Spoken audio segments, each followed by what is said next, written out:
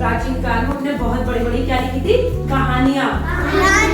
वो दुनिया मशहूर हो गए, उनका सब जगह नाम हो गया। उन्होंने इतनी अच्छी कहानी और किताबें लिखी, हर कोई उनकी तारीफ करने लगा। उन्हें क्या आ गया, घमंड। क्या आ गया, ठीक है। और जब उन्हें घमंड आ गया तो उन्होंने कहा अब तो मुझसे बड़ा कोई लेखक ही नहीं है, ना ज्ञानी है, मैं सबसे बड़ा ज्ञानी हूँ, है ना, मेरे बराबर तो कोई है ही नहीं। तो उन्हीं का कैसे घमंड टूटा, उसके ऊपर एक कहानी है।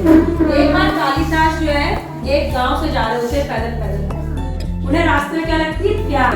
घमंड आ गया, उन्होंने कहा कि अब एक बार कालिदास जो है गांव से जा रहे होते हैं, उन्हें बहुत प्यास लगती है। तो एक औरत का दरवाजा खटखटाते हैं, उसके अंदर से आवाज आती, कौन है? तो कहते हैं माता पानी पिला दो, बहुत प्यास लगी, बहुत प्यासा हूँ, भगवान आप पे बड़ी कृपा करेगा। तो अंदर से पूछती है तुम कौन हो, मैं तो तुम्हें पहचानती नहीं हूँ, पहले बताओ तुम कौन हो, तब पानी पिलाऊंगी।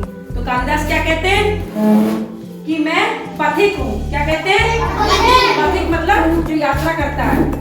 तो अंदर से कहती तुम पथिक कैसे हो सकते हो, पथिक तो सिर्फ दो ही है, एक तो सूर्य और दूसरा चंद्रमा, जो दिन रात चलते रहते हैं, वो पथिक है, उनके अलावा कोई पथिक नहीं हूँ। सच से बताओ तुम कौन हो, अगर तुमने सच नहीं बताया तो मैं तुम्हें पानी नहीं पिलाऊंगी। तो बोले मैं मेहमान हूँ। क्या हूँ, रास्ते का मैं मेहमान हूँ। उन्होंने कहा तुम मेहमान कैसे हो सकते हो, मेहमान तो सिर्फ दो ही होते हैं, धन और यौवन। पैसा मेहमान होता है या हमारी जवानी, ठीक है। वो जैसे आते हैं वैसे ही जल्दी जल्दी चले जाते हैं, पैसा भी आता है जल्दी जल्दी चले जाता है, और जवानी भी आती है फट से फिर हम बूढ़े हो जाते हैं। तो बोला यही दो चीज मेहमान होती है, और कोई दुनिया में तीसरी चीज मेहमान नहीं है। तो सही सही बताओ तुम कौन हो, मैं दरवाजा भी नहीं खोलूंगी, ना पानी पिलाऊंगी।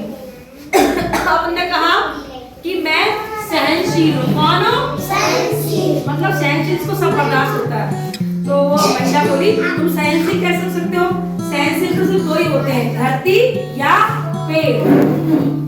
धरती सहनशील कैसे होती है, कितने भी पापी इंसान हो, कितना अच्छा इंसान हो, सबका बोझ सहन करती है। धरती माँ बीज बोते हैं, फसल निकालती है, फिर उस फसल को खा के अपना पेट भरते हैं, ठीक है। तुम वो भी नहीं हो, पूरा पेड़ भी सहनशील होता है, कितने पत्थर मारो लेकिन पेड़ मीठे फल देता है।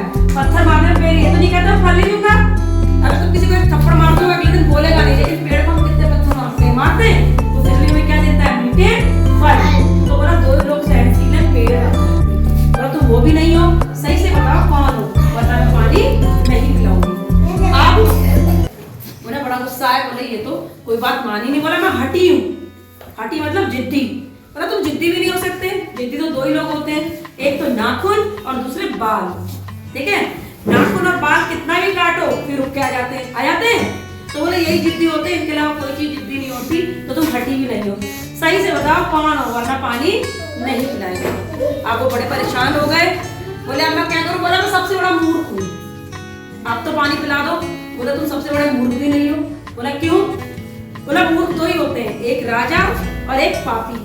राजा को कोई योग्यता नहीं होती है, फिर भी वो गद्दी बैठ जाता है और शासन करने लगता है। ऐसे पापी इंसान को ये पता होता है कि हमें एक दिन मर जाना है, धरती से चले जाना है, कोई चीज नहीं जाएंगे, फिर भी वो पाप करके धन कमाता है, पैसा कमाता है और गलत काम करता है। तो बोला तुम पापी ही नहीं हो। अब वो बड़ा परेशान हो गया, वहीं पर दरवाजे पर लेट गए कालिदास। बोले माता मुझे माफ कर दो, आप कौन है बताइए, मुझे अपने जो है ज्ञान का घमंड हो गया था, मैं आपके आगे हार गया हूँ, कौन है आप। बोला मुझे माफ कर दीजिए। तभी वो सामने आती है तो वो देखता है कि साक्षात सरस्वती माता है। माता कौन है, विद्या की देवी। कौन है, विद्या की देवी। विद्या देवी सरस्वती माता है। बोला तुमने देखा है कि माता हमारे आगे खड़ी है, तो वो और उनके पैरों गिर के माफी मांगने लगे। तो सरस्वती माता बोली देखो कालिदास, तुम्हें अपने ज्ञान का घमंड हो गया था, है ना, इसीलिए मैं तुम्हारी परीक्षा लेने के लिए आई और मैंने ये सब किया। कभी भी अपने ज्ञान का घमंड मत करो, ज्ञान से जो है क्या करो, अच्छे काम करो, घमंड मत करो, क्योंकि ज्ञान जो है हमें अगर अहंकार लाता है तो ज्ञान बेकार है। ज्ञान जो दुनिया को भला करता है तो ज्ञान क्या होता है, अच्छा होता है। और ये कहकर सरस्वती माता चली गई और कालिदास ने उस से घमंड करना छोड़ दिया। कैसी लगी कहानी। अच्छा ये बताओ हठी कौन होते हैं, हठी, हाँ कौन होते हैं, कौन से लोग होते हैं हठी।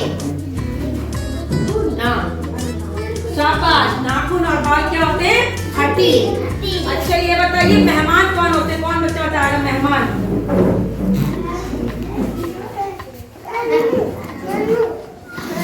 हाँ बताओ, सही बता रहे, बताओ। सही बात है, धन और यौवन जितनी जल्दी आते हैं उतनी जल्दी चले जाते हैं, इसलिए इनका भी कभी घमंड नहीं करना चाहिए। अच्छा बताओ सहनशील कौन होते हैं? सहनशील, वेरी गुड, धरती और पेड़ वो सब कुछ बर्दाश्त करते हैं, मीठे फल देते हैं और धरती जो है हमें फसल देती है।